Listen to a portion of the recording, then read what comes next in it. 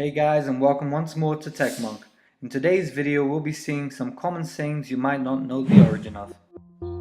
Have you ever wondered why the phrase bless you gets thrown around every time someone sneezes? Well, this dates back to Rome when the bubonic plague was devastating Europe.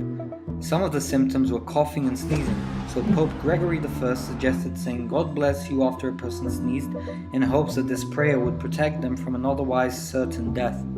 Some also believe that this may have derived from the superstition that our soul was air and it resided in our heads.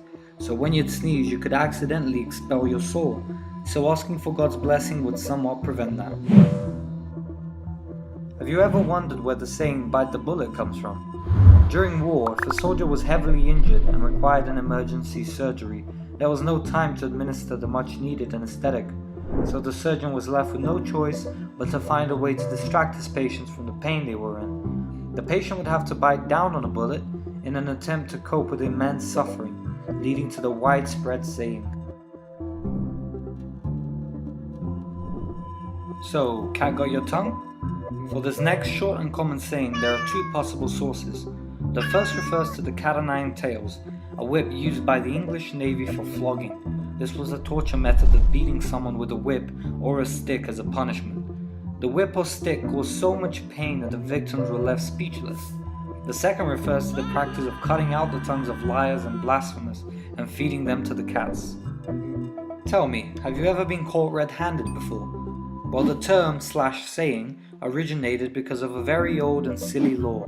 If someone butchered an animal that didn't belong to him, he had to be caught with the animal's blood on his hands to be convicted. Being caught with freshly cut meat did not make the person guilty, but blood did, hence the term caught red-handed. So, this last one is more of a gesture than it is a saying. The V sign as a hand gesture insult dates back to the 100 Years' War around the 14th century between the English and the French. The French hated the English archers who used the longbow with such a devastating effect. Any English archers who were caught by the French had their index and middle fingers chopped off from their right hand.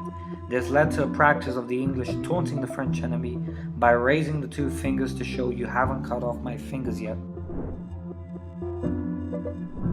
Got any more sayings with their origin that you add to the list? Comment below and share this video to find out how many of these your friends know. Don't forget to like and subscribe for more videos. Thank you for watching.